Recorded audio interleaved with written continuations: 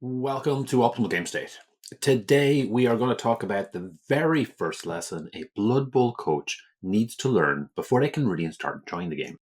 Now, that's a bit of a weird thing to say, but Blood Bowl has this initial learning cliff, and unfortunately that means many players have a terrible experience for their first game and often don't come back. Those who persevere, though, eventually work out what's going on and get to enjoy one of the best games available. That lesson, of course, is managing the turnover. In most miniatures games, each of your models gets to activate every turn. Blood Bowl, however, is different. Each player can only activate once per turn, but as soon as you fail a roll, then your turn ends, even if you have other players who have yet to activate. This can be a horrible experience when you're learning, especially when you don't really know what you're doing. So every turn you try something and it fails and your turn ends. Meanwhile, your opponent is doing a ton of things.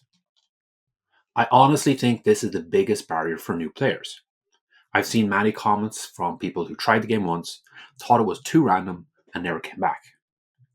It might seem strange for new coaches, but the turnover rule is integral to Blood Bowl, and honestly, is one of the things that makes Blood Bowl such a great game. At its core, Blood Bowl is a game about risk management. Once you understand that, then it all starts to make sense.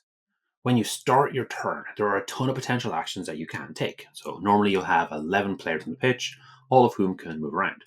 If you have the ball, you may have some opportunities to throw or hand off. Any of your players starting next to an opposing player will be able to throw a block, and you can take one blitz action per turn. If you were able to do everything, then you would have a great turn. You're not, though. You have to decide which actions are important to you and balance that with how likely you are to succeed at those actions. The first actions you should take each turn will be the ones that do not require rolling, and as such have no risk of a turnover. Typically, this will be players moving around where they don't have to worry about dodge rolls. It doesn't matter if these are low impact, as long as they aren't going to risk a turnover. You should get them out of the way now before you try anything riskier. Now, don't immediately jump to do these yet. Plan out your turn first, as these initial moves will help support later actions. After that, things get a little bit more complicated. The general rule is to start with the most reliable actions and work your way down.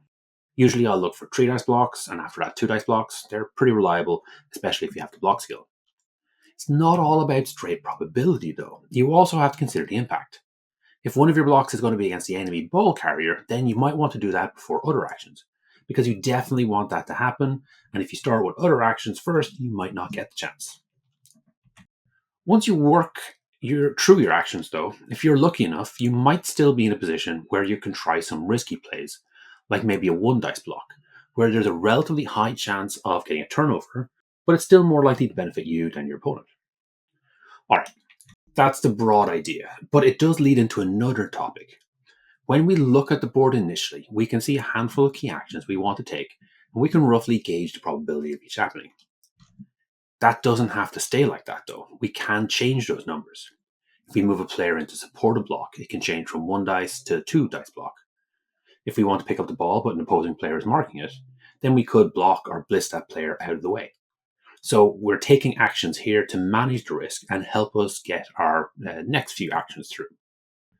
There's a flip side to that as well. Just as we're trying to manage our own risk to avoid turnovers during our own turn, we want to give the opposing coach as many opportunities as possible to have their own turnover. To do this, we position our players so their tackle zones will force dodge checks. We move players in to offer assists against blocks, or where opposing teams have some reliable blocks, we step away to deny them that opportunity.